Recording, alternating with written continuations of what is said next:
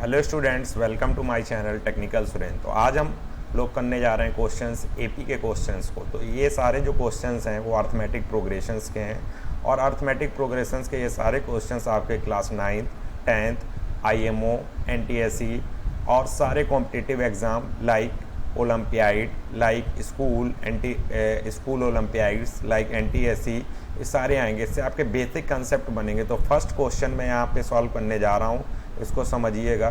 First question given है the sum of last two terms of an AP is 60। So AP का concept समझेंगे।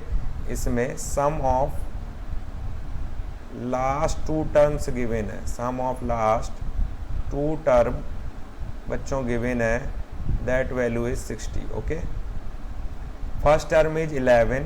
तो first term a is given 11। जो first term AP का होता है उसको A से नोट करते हैं and common difference D is 2। Then the number of terms in the AP is, so the number of terms हमको फाइंड आउट करने हैं। क्वेश्चन एकदम क्लियर है। Sum of last two term हमें गिवन है।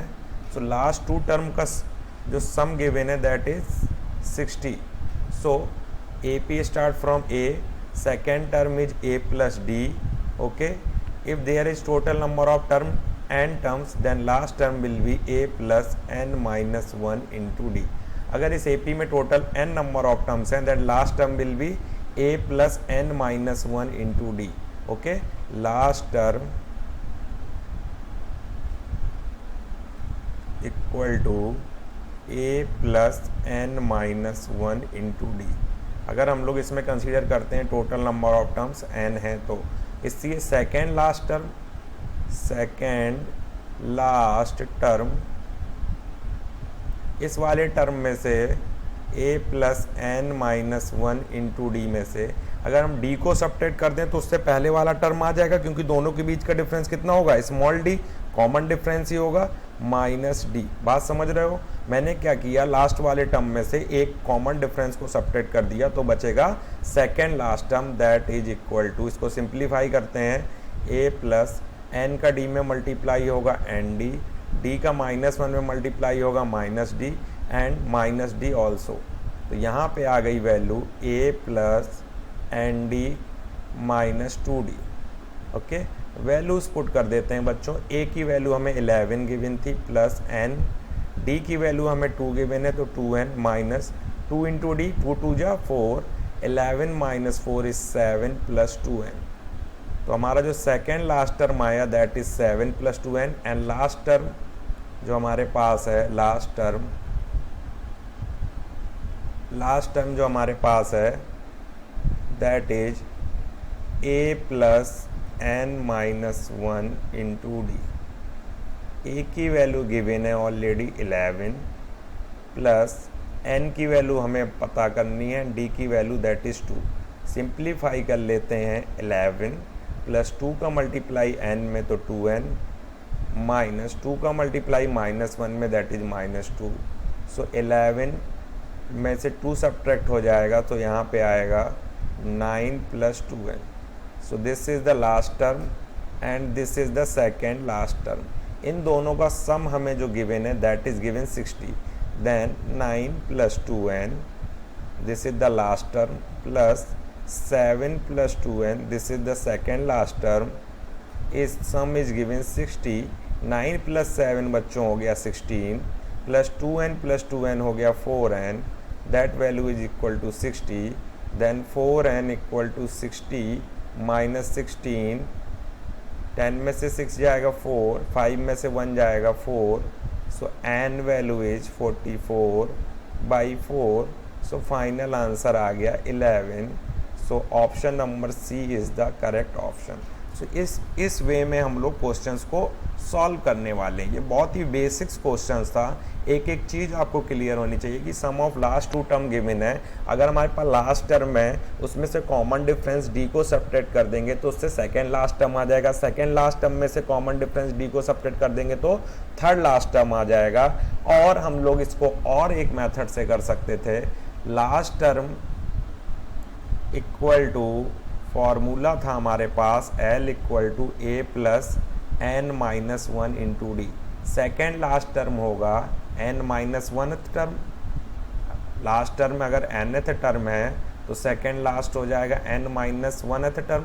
Then second last term equal to a plus n की जगह पे n minus one, already minus one formula में है। देन ये हो जाता है a plus n minus two into d, that is equal to same that we get from the last. Okay, so this is very basic question. Now question number third.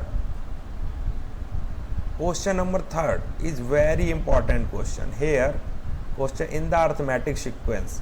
Arithmetic sequence given in which position does a perfect square appear first? Okay. Now, third number में हमारे पास एक series given है, एक progression given है, arithmetic sequence given है, that is 3/4, that whole 1 1/2, whole 2 1/4। इस तरीके का सीक्वेंस गिवन है at which position does a perfect square appear first.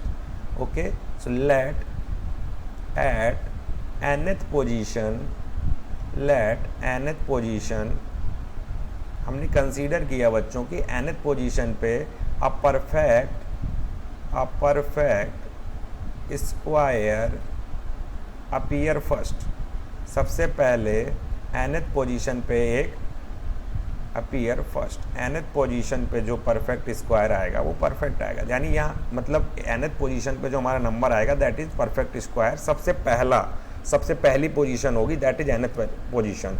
उसके बाद भी आ सकता है बट हमने जो सबसे पहली पोजीशन कंसीडर की वो कंसीडर की nth पोजीशन। कंसेप्ट को समझिएगा, यहाँ पे a की वैल्यू गिवन है 3/4 बिकॉज ये फर्स्ट टर्म है। इसको और सिंप्लीफाई कर लेते हैं, फ्रैक्शन में कन्वर्ट कर लेते हैं, मिक्स फ्रैक्शन। 2 1 जा 2, 2 + 1 3/2 1 जा 2, 2 + 1 3/2, 4 2 जा 8 + 1 9/4। सो कॉमन डिफरेंस डी की वैल्यू होती है कोई भी कॉन्जुगेटिव टर्म्स का difference, means second term minus first term. Second term already हमें गिवन है अर्थमेटिक प्रोग्रेशन, तो हमें चेक करने की नीड नहीं है। यहाँ पे एलसीएम 4 आएगा बच्चों, 6 - 3 दैट इज 3/4। तो यहाँ पे हो गया a की वैल्यू 3/4 एंड d की वैल्यू हो गई 3/4। Let nth term formula is a plus n minus 1 into d. an equal to a value is 3/4 plus n value is n minus 1, d value is 3/4। तो यहाँ पे 3/4 common आ जाएगा।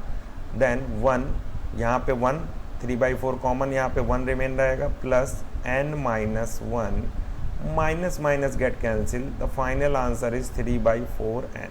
हमने consider किया था जो nth टर्म है वो परफेक्ट स्क्वायर है।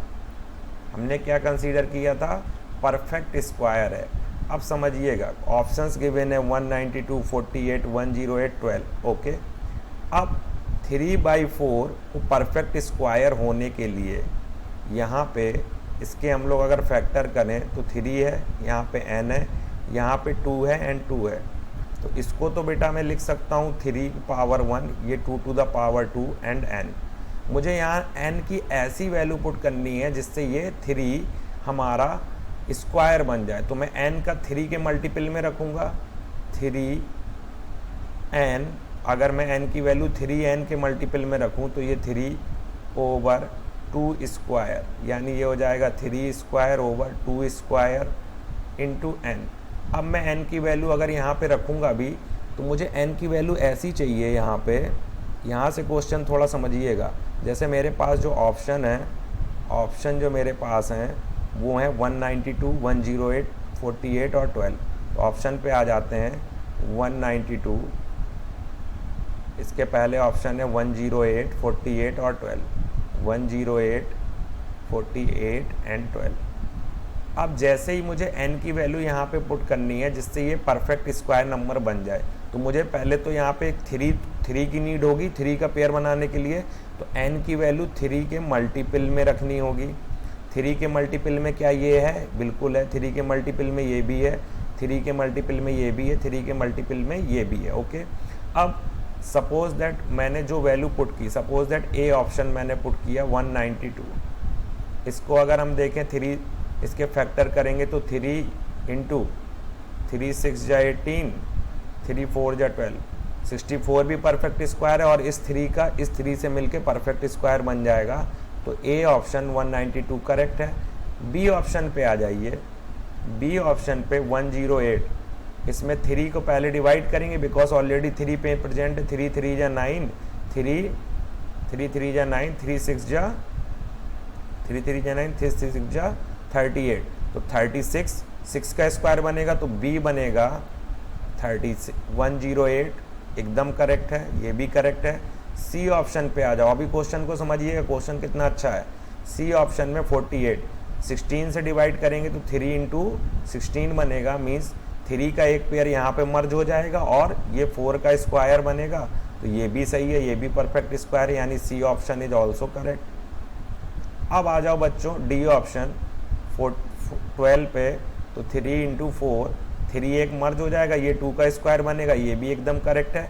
मीन्स जो 12 नंबर है सबसे लीस्ट नंबर है, हमें चाहिए था सबसे पहला, तो n की वैल्यू सबसे पहले जो आएगी वो 12 ही तो आएगी, उसके बाद 48 आएगा, 108 आएगा, 190, सो 12 इज द करेक्ट आंसर। तो इसका आंसर जो हो जाएगा सबसे पहले वो होगा 12, बाकी सारे option that is correct answer, but जो फाइनल आंसर आएगा वो हमारा आएगा 12।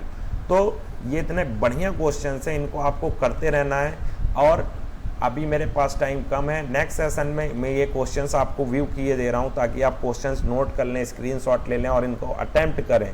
जैसे इस वाले क्वेश्चंस को अगर आप अटेम्प्ट करेंगे, इन सब क्वेश्चंस को 6 7 8 9 10 11, ये बहुत ही अच्छे IMO बेस्ड क्वेश्चंस हैं।